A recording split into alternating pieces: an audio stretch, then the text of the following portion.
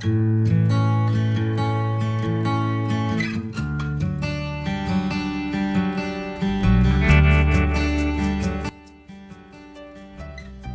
noite, igreja. Graça e paz. Eita, minha voz está até mais poderosa, né, com esse microfone novo. Glória a Deus. Aleluia. Deus é bom, amém? Deus é bom, o diabo não presta e Jesus está voltando. Eita glória. Aleluia, desse jeito. Obrigado, irmão Márcio. Vamos orar? Pai, em nome de Jesus, toda honra, toda glória seja dada a Ti nessa noite, na minha vida, na vida dessa igreja, na vida de cada um aqui nessa noite, ó Pai. Que a nossa vida seja para Te louvar, Te glorificar, bendizer o Teu santo nome.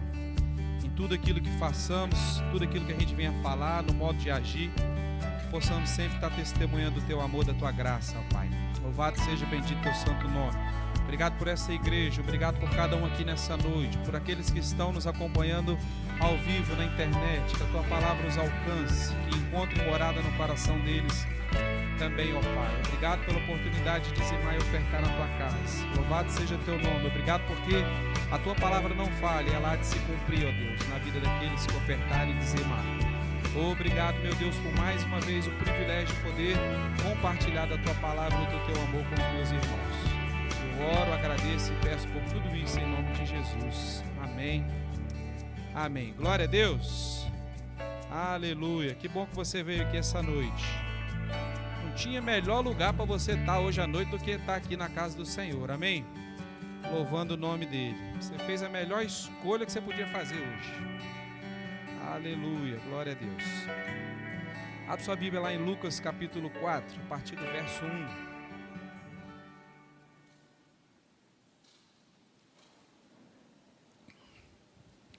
Nós vamos ler aquela passagem onde Satanás tenta Jesus no deserto. Nós vamos compartilhar um pouco hoje aquilo que Deus colocou em nosso coração para nós. Amém? Lucas capítulo 4, vamos ler do verso 1 ao verso 13.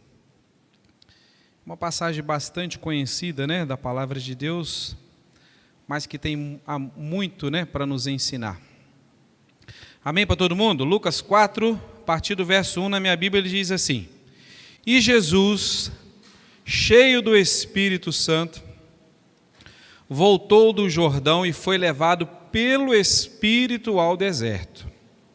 E 40 dias foi tentado pelo deserto, e naqueles dias não comeu coisa alguma, e terminado eles, teve fome. E disse-lhe o diabo: Se tu és o Filho de Deus. Engraçado, né? Jesus tinha acabado de ser batizado. Lá em Marcos e Mateus diz que veio uma voz do céu e disse assim: Esse é meu filho amado, né, em quem me compraram. Olha como é que o diabo age, né? A gente acaba de ouvir uma verdade, o diabo vem no ouvido da gente e fala uma mentira. Ah, diabo, você está derrotado. E disse-lhe o diabo: Se tu és o Filho de Deus, diz a esta pedra que se transforme em pão. E Jesus lhe respondeu dizendo: Está escrito que nem só de pão viverá o homem, mas de toda a palavra de Deus. E o diabo, levando a um alto monte, mostrou-lhe num momento de tempo todos os reinos do mundo. E disse-lhe o diabo: Dar-te-ei a ti todo este poder e toda a sua glória, porque a mim me foi entregue e dou a quem eu quero. Portanto, se tu me adorares, tudo será teu. É abusado ele, né? E Jesus respondendo disse-lhe: Vai-te, Satanás, porque está escrito: Adorarás ao Senhor teu Deus, e só a Ele servirás. Levou-o também a Jerusalém e pô-lo sobre o pináculo do templo, e disse-lhe: Se tu és o Filho de Deus, lança-te daqui abaixo, porque está escrito: Mandará os seus anjos acerca de ti que te guardem, e que te sustentem nas mãos, para que nunca tropeces com o teu pé em alguma pedra. E Jesus respondendo lhe disse: Dito está, não tentarás ao Senhor teu Deus. E acabando o diabo toda a tentação, ausentou-se dele por algum tempo. Amém? A primeira coisa que me chama a atenção no texto, quando eu estava estudando, e talvez você ainda não percebeu isso, mas a primeira coisa que me chamou a atenção nessa história é que somente 2 pessoas participaram desse episódio: Jesus e o diabo, no deserto, longe de tudo e de todos, não é isso? Então, como escreveram a respeito disso Mateus, Marcos e Lucas? Se só tinha Jesus e Satanás lá. Interessante, né? Muito provavelmente porque o próprio Senhor Jesus deve ter contado aos seus discípulos. Ou seja, Jesus estava num momento de fraqueza, 40 dias jejuando, teve fome, conforme a Bíblia diz.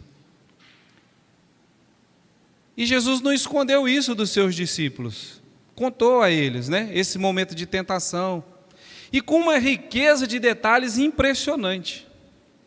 Falou: olha, aconteceu assim, depois nós fomos parar num alto monte, né, de lampejo eu vi os reinos da terra, depois no pináculo do templo, ou seja, na parte mais alta, naquele lado assim, com uma riqueza de detalhes impressionante. Eu fico imaginando os discípulos, né, acompanhando Jesus outras vezes, passando em Jerusalém, em frente ao templo, né, olhando e percebendo: foi aqui, Senhor, né, que aconteceu, aqui né? Imagina Jesus contando a respeito, né, disso tudo, revelando, né, a sua tentação, né? Eu fico imaginando às vezes quantas conversas particulares Jesus teve com seus discípulos. Já parou para pensar nisso? Porque, segundo alguns estudiosos, toda essa vida de Jesus relatada nos evangelhos, se a gente for somar isso e colocar isso em dias, em horas, os estudiosos, os teólogos dizem que isso dá aproximadamente apenas 25 dias da vida de Jesus. Né? João fala que se fosse escrever tudo aquilo que Jesus fez, não se caberia nos livros. E eu fico imaginando, né, a oportunidade que esses discípulos tiveram durante 3 anos e meio, terem conversas íntimas com Jesus. Coisas concernentes ao reino de Deus, né? Deve ter sido algo maravilhoso desfrutar da companhia de Jesus enquanto Ele esteve aqui entre nós. É curioso também porque Mateus escreveu, mas Mateus deve ter ouvido isso a respeito de Jesus. Mateus era discípulo de Jesus, sim ou não? Sim. Agora, Marcos e Lucas não. Nós lemos o texto no livro de Lucas. Lucas não foi discípulo de Jesus, Lucas foi um médico grego, né, companheiro de Paulo, né, nas suas viagens. Então, muito provavelmente, Marcos e Lucas ouviram posteriormente, né, os próprios apóstolos contaram isso para eles, e por inspiração, né, do Espírito Santo, eles escreveram para que pudéssemos desfrutar da palavra de Deus hoje. Né? Lucas, por exemplo, o texto que nós lemos, Lucas foi como eu disse, um médico grego, escrevendo para um grego, Teófilo, muito provavelmente o patrocinador do seu ministério, foi quem bancou Lucas. Muito provavelmente Teófilo estava curioso a respeito de Jesus, a respeito da religião cristã, então ele investiu em Lucas, para que Lucas fosse investigar. Lucas, quando no início do livro dele, ali nos 4 primeiros versículos, Lucas dá uma aula de jornalismo. Ele falou: Teófilo, eu fui atrás, eu ouvi os relatos, eu investiguei, eu vi que era verdade, por isso eu escrevi. Olha que coisa, gente, quantos detalhes maravilhosos da palavra de Deus. Lucas, pelo fato de ser médico, era muito atento a pormenor. Quando você vai no médico, você vai fazer uma entrevista com ele, o que ele faz? Ele pergunta tudo para você. Pelo menos deveria ser assim, né? Porque ele precisa de um quadro geral para poder dar o diagnóstico, não é assim? Então, Lucas era muito observador. Por isso que quando a gente vai preparar uma mensagem, geralmente os pregadores não deixam, né, nos evangelhos, não deixam de consultar Lucas. Lucas é o mais cronológico, é o mais detalhista, é o mais observador, é o que escreve com mais detalhes. Lucas, por exemplo, é o único dos 4 evangelhos que fala a respeito da infância de Jesus. Muito provavelmente, Lucas tem entrevistado Maria em Jerusalém, após a morte de Jesus. Porque como ele iria saber o que Jesus fazia na infância? São detalhes riquíssimos, né? Que a palavra de Deus, que a gente desfruta, né? Quando a gente começa a estudar a respeito dessas coisas. Bom, mas a segunda coisa que me chama a atenção, vamos voltar para o texto. Segunda coisa que me chama a atenção é que a Bíblia diz que depois de ser batizado, Jesus foi levado pelo Espírito ao deserto para ser tentado. A gente pode estar passando por algum problema, né, por tribulação, por luta, porque pecamos.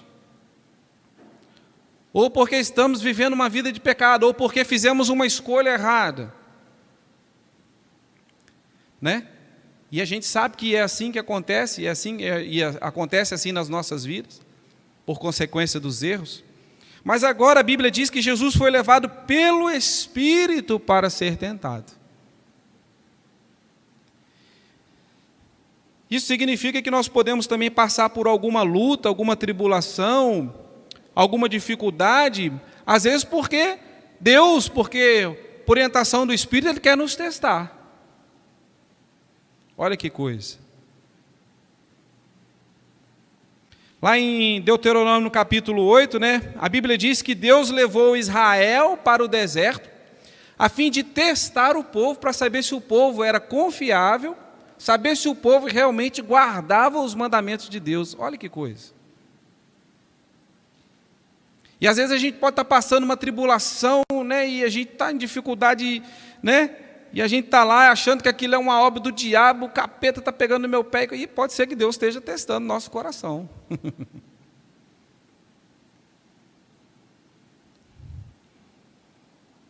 Mas querido, Deus sabe que é na tribulação que a gente cresce, sim ou não?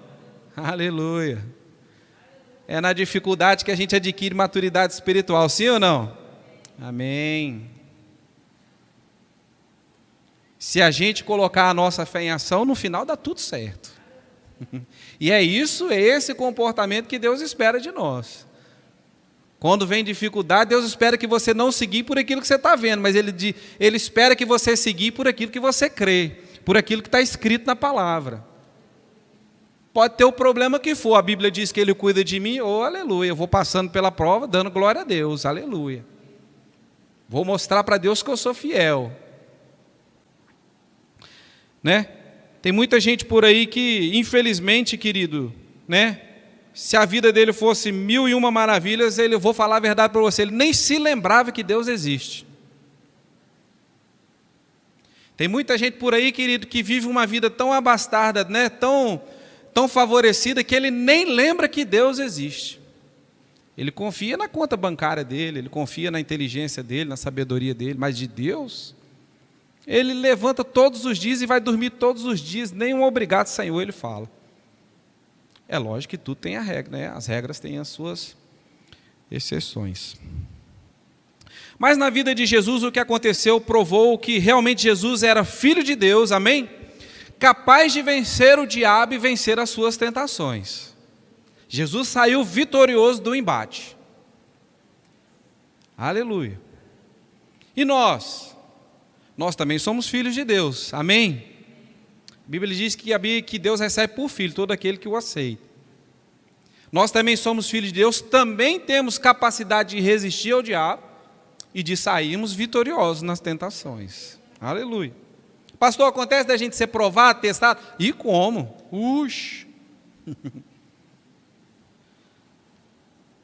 Aí tem muita gente que diz assim, eu jamais vou cometer isso, vou cometer aquilo, né? Eu jamais vou cair nesse erro que fulano fez. Você já ouviu gente falando assim?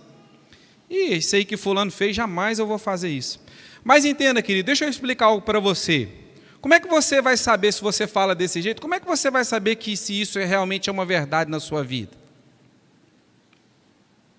Querido, não se pode provar a verdadeira obediência de uma pessoa sem que ela tenha a oportunidade de desobedecer.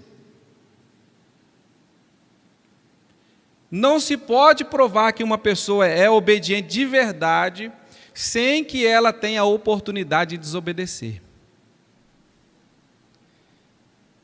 Por isso Jesus foi tentado, né? Para que ele pudesse ser testado, né? Para testar a sua verdadeira obediência. Ele foi tentado, ele provou a sua humanidade e também provou de fato que ele foi um vencedor. A tentação, querido, entenda, ela faz parte da experiência humana. Todos nós vamos passar por esse tipo de experiência. Hebreus 4,15 diz assim: porque nós não temos um sumo sacerdote que não possa compadecer-se das nossas fraquezas, porém um que como nós em tudo foi tentado, mas sem pecado. Aleluia! Jesus enfrentou uma enorme quantidade, querido, de tentações, muito mais do que nós podemos imaginar. Ele foi testado a todo instante, mas a Bíblia diz que ele saiu vencedor de todas elas, não se achou pecado nele. Ao longo de sua vida como humano, ele foi tentado, mas ele não cedeu ao pecado, ele se manteve livre do pecado. Aleluia! É por isso que hoje, conforme ele intercede por nós junto ao Pai, sabendo aquilo que a gente passa, como a gente se sente, porque ele também foi testado na sua humanidade. Aquele que foi tentado como nós, sabe como nós somos tentados, e ele sabe como nós podemos resistir às tentações, e é por isso que ele intercede ao Pai por nós. Aleluia! Satanás quis oferecer um atalho para Jesus, uma forma de Jesus completar a sua missão de uma maneira simples, rápida, um atalho vantajoso, mas que no final a intenção real de Satanás era fazer com que Jesus desobedecesse a Deus. É a mesma intenção que ele tem com nós também. Mas Jesus veio como um cordeiro, se entregou, se manteve fiel ao plano de salvação por nós. Veio como um cordeiro, se entregou na cruz, e hoje nós temos a salvação através do seu sacrifício. Glória a Deus que ele se manteve fiel. Aleluia. Outro ponto que chama a atenção é o seguinte: a tentação em si, ela não é pecado, mas o ceder à tentação é. Nós pecamos quando cedemos à tentação e desobedecemos a Deus. O ser tentado em si ainda não é pecado. Outra coisa que nós podemos observar na tentação é que Satanás sempre parece agir da mesma maneira. Como que ele age, pastor? Com mentiras, com engano, oferecendo vantagens que parecem boas, Por exemplo, Jesus teve fome. Então Satanás chegou para ele e falou: rapaz, Jesus, se tu és o Filho de Deus, pega essa pedra aqui e transforma em pão. Comer quando a gente está com fome é bom, sim ou não? Sim, maravilhoso. Às vezes parece ser até algo inofensivo, quando você lê assim rápido, sem observar. Mas Jesus estava jejuando. Não era a hora própria para Jesus comer. Satanás, na verdade, queria fazer Jesus pecar, desobedecer a Deus. O momento não era próprio.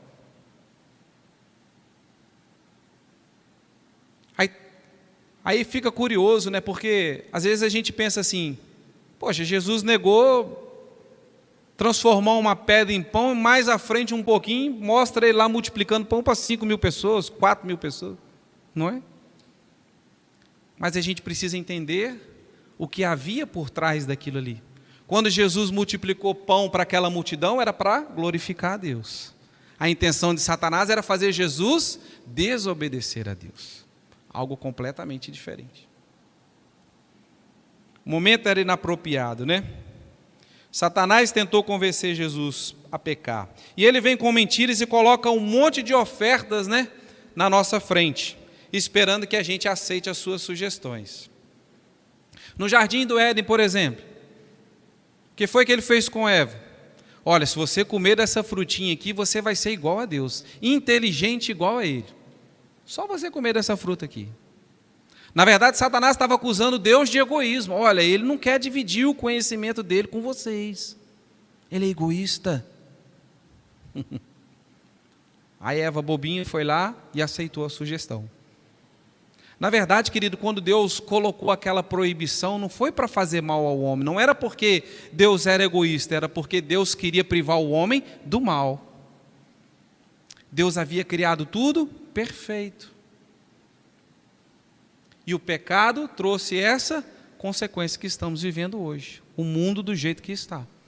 Porque o pecado entrou no mundo. Como? Através da desobediência. Essa é a intenção dele para conosco também nesses dias. Fazer com que a gente desobedeça a Deus, cometa pecado. O mesmo argumento que ele usou com Eva lá, ele usa com as pessoas hoje. Satanás usou de mentiras, querido, para fazer o homem desobedecer a Deus.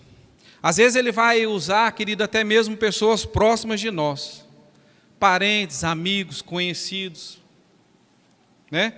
Para nos oferecer vantagens, né?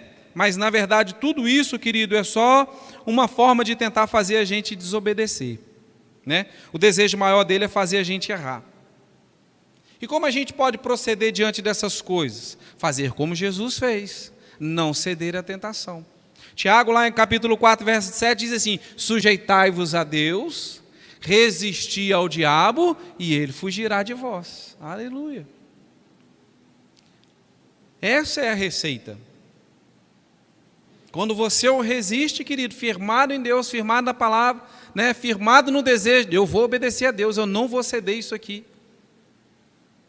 Ele foge, ele tem que sair fora. E às vezes, querido, saiba que as sugestões vão ser muito simples. Tipo aquela, né? Pão para comer quando tem fome. Coisas muito simples, né? Que mal que tem isso, né? Mas cuidado com a intenção que tem por trás. Nós temos que estar atento, querido, porque às vezes a gente fala de tentação e a gente só imagina o lado do sexo, da pornografia. Ah, fulano caiu em tentação. A gente acha logo essas coisas. Mas sabe, querido, que às vezes você pode ser tentado, por exemplo, a pegar aquilo que não é seu. Você está em algum lugar, sozinho, pinta uma oportunidade, ou no seu trabalho, ou em algum lugar, ou na escola, ou algum lugar que você foi. Pinta, o diabo vai dar uma sugestão para você pegar aquilo que não é seu. Olha a tentação aí. Às vezes a gente pode ser tentado, por exemplo, a falar mal dos outros. Eita! A gente vê alguém fazendo alguma coisa de errado, a língua já coça, os dedos ficam ali nervosos, querendo... Olha a tentação aí. Mas precisamos resistir ao diabo. Às vezes a gente pode ser tentado, por exemplo, a explodir de raiva, xingar, brigar com todo mundo. Passou, isso é pecado? É, porque o crente, o convertido, ele produz, né, frutos do Espírito. Amor, mansidão, domínio próprio, bondade. Não fruto da carne. Às vezes a gente pode ser tentado, por exemplo, a querer se aparecer para os outros. Olha o orgulho, a soberba. A Bíblia diz que Deus resiste ao soberbo, mas dá graça aos humildes. Às vezes a gente pode ser tentado, por exemplo, a usar drogas, bebidas, né? Essas coisas aí ilícitas que só trazem coisa ruim para o homem. Destroem sua vida, acabam com seu dinheiro, destroem seu casamento, relacionamento, destroem famílias. Tentação, querido, é o que não falta por aí. Eu tenho certeza que você sabe disso. Se a gente for fazer uma lista, vamos ficar a noite toda aqui. E lembre-se, querido, que o diabo sempre costuma colocar essas tentações, essas coisas dentro de uma embalagem bonita, né? Uma coisa bacana, que é para ver se a gente compra a ideia dele. E as pessoas, muitas delas, querido, estão seguindo o diabo e nem sabem disso. Ele se disfarça, né? Você sabe onde o diabo tem mais seguidor? O diabo pensou assim certa vez, eu estou querendo arrumar uma turma para mim, mas se eu aparecer lá, né, do jeito que eu sou, ninguém vai me seguir, ninguém vai atrás de mim. Então o diabo criou um artifício, bonito, de olho azul, bacana, um negócio jeitado, e ele deu o nome de dinheiro. E tem um monte de gente, querido, abandonando Deus para seguir o dinheiro. É onde ele tem mais seguidor, onde ele é mais popular. As pessoas, infelizmente, estão amando mais o dinheiro do que a Deus. Sabe quem está feliz com isso? O diabo, batendo palma. Contente da vida. Jesus mesmo, certa vez, alertou sobre isso. Jesus disse assim: ninguém pode servir a dois senhores, porque há de amar a um e agradar o outro. Porque há de se achegar a um e desprezar o outro. Ninguém pode servir a Deus e a Mamon. Mamon é o dinheiro. Jesus alertou sobre isso, querido. Porque ele já sabia. A tentação do dinheiro, querido, ela tem levado muitas pessoas a pecar. A tentação do dinheiro tem levado as pessoas a se afastarem de Deus, né? Infelizmente, o amor ao dinheiro vai levar muita gente para o inferno. O dinheiro tem tomado, né, o lugar de Deus na vida de muitas pessoas. Lembra dos fariseus, dos saduceus? Por que o saduceu dava contra o ensino de Jesus? Porque eles amavam o dinheiro. Os saduceus eram a classe elitizada, os que tinham dinheiro. Quando eles vão fazer as escavações aí, acham um palácio lá, talheres de prata, era o saduceu, vivia assim. É por isso que ele vivia tentando combater Jesus lá, porque eles o amor ao dinheiro, querido. Né? Mas a questão é a seguinte: como, pastor, o senhor falou de tentação e que o diabo tenta mesmo e que tem dificuldade e é difícil mesmo. E como a gente faz para a gente vencer essas tentações? Duas coisas. A primeira coisa, querido, que você tem que fazer quando a tentação vier é fugir. Fugir. Vem convite para fazer coisa errada? Foge. Vem sugestão do diabo errado no seu ouvido? Foge. Não brinque com a tentação, querido. Não tenta dar uma de super-homem, de super-mulher, porque você vai se lascar todinho. Vai se arrebentar. Quando a tentação passar um zap para você, querido, foge dela.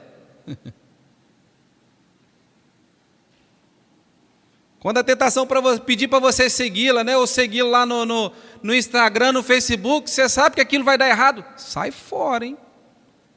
Corre. Vai dar ruim. Não brinca com a tentação, porque ela pode vir forte e você na hora não resistir. Quando a tentação passar uma mão boba aqui, uma mão boba ali, querido, sai fora, foge, corre. Fulano puxou assunto para falar mal dos outros, foge de fulano, corre dele. Se fulano não tiver ouvido para escutar ele, é até bom, porque ele não peca. Você está contribuindo, inclusive, para ele não pecar. E muito mais contribuindo para você. Fulano chamou para fazer um corre rapidinho ali, para ganhar um dinheiro, uma grana fácil, uma tentação, coisa, sai fora, vai dar errado. Não fica flertando com a tentação, querido. Ficou no lugar sozinho, tem chance de fazer a coisa errada, querido, sai correndo ali. Não espera o diabo vir cantar as coisas no seu ouvido, não. Foge. Com tentação de qualquer espécie, querido, não tem conversa. Amém?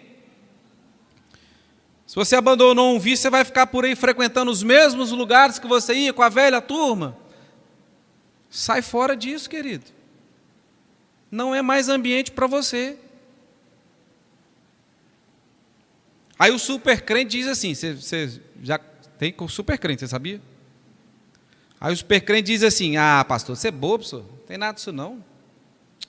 Eu ando com a minha turma lá, mas eu não faço mais aqui esse trem não consigo, eu consigo me controlar. Cuidado, querido, porque às vezes a tentação vai vir forte e você vai cair.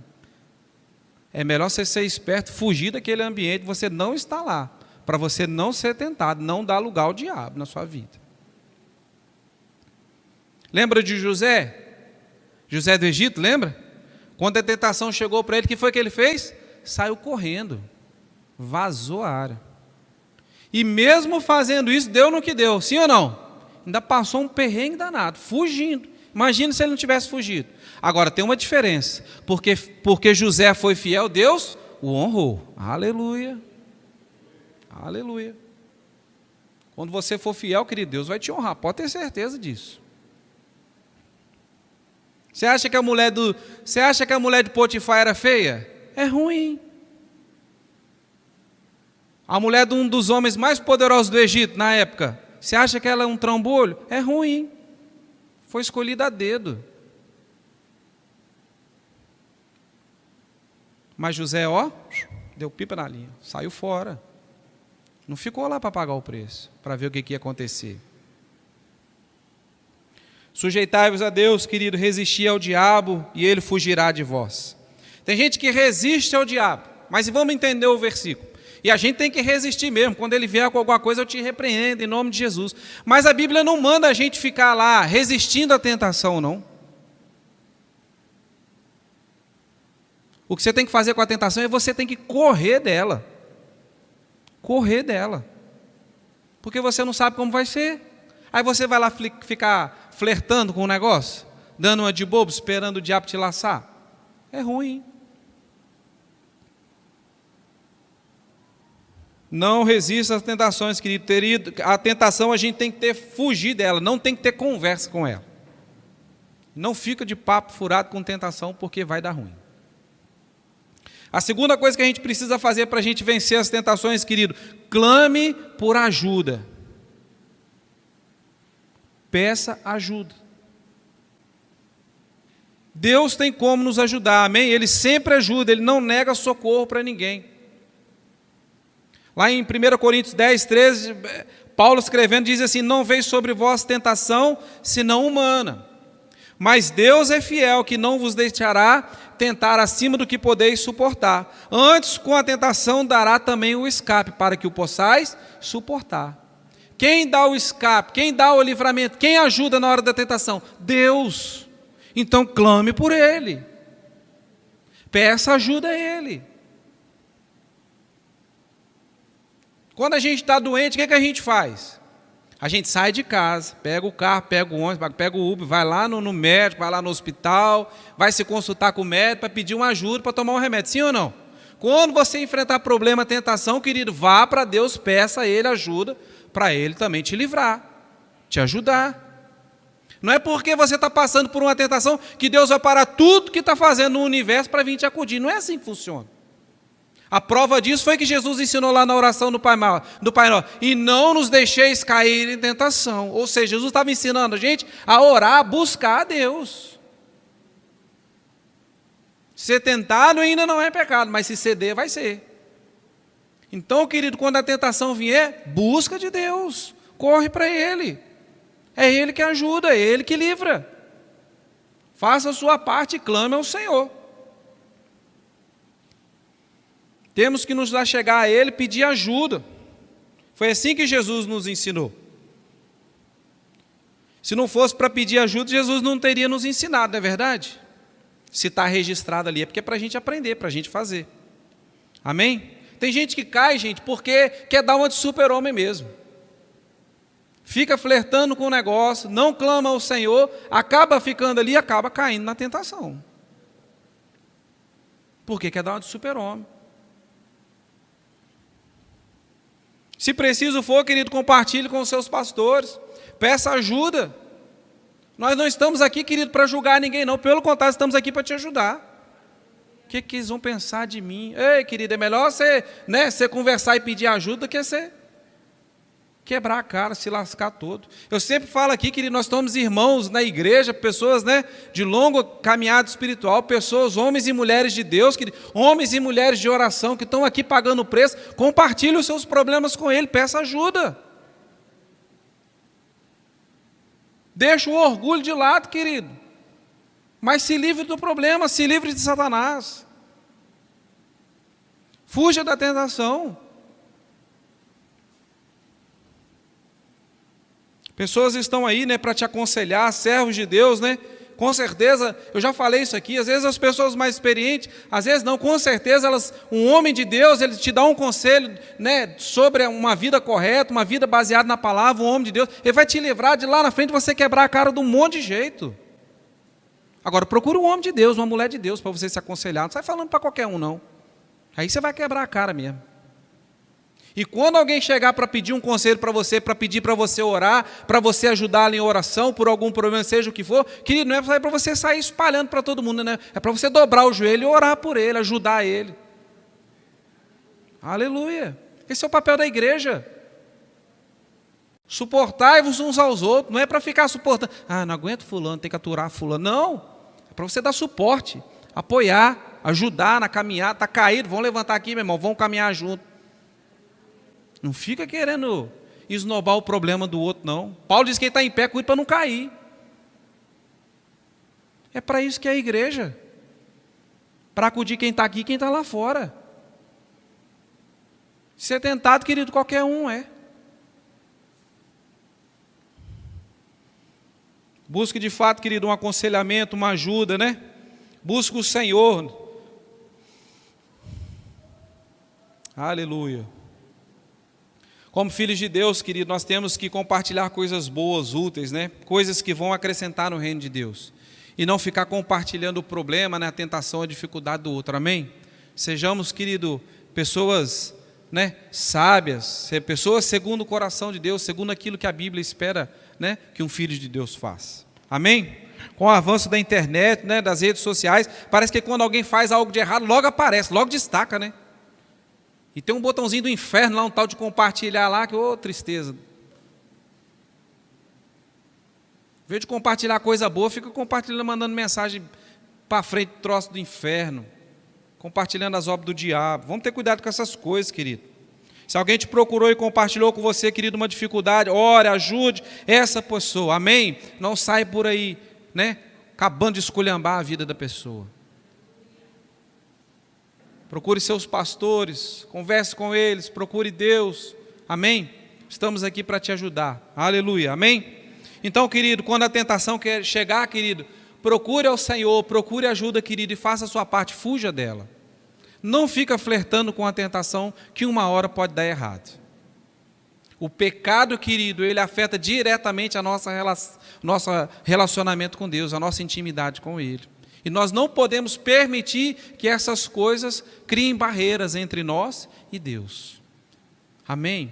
Se você caiu em alguma coisa, se deu uma tentação, querido, corra, se arrependa, né? Peça perdão ao Senhor. Ele não nega perdão a ninguém. Mas não fique longe, querido, do Senhor, longe dos seus caminhos, não deixe de andar na palavra dEle, porque é isso que o diabo quer, fazer você pecar, fazer você se afastar de Deus, fazer a gente ser desobediente. É isso que ele vem fazendo ao longo da história.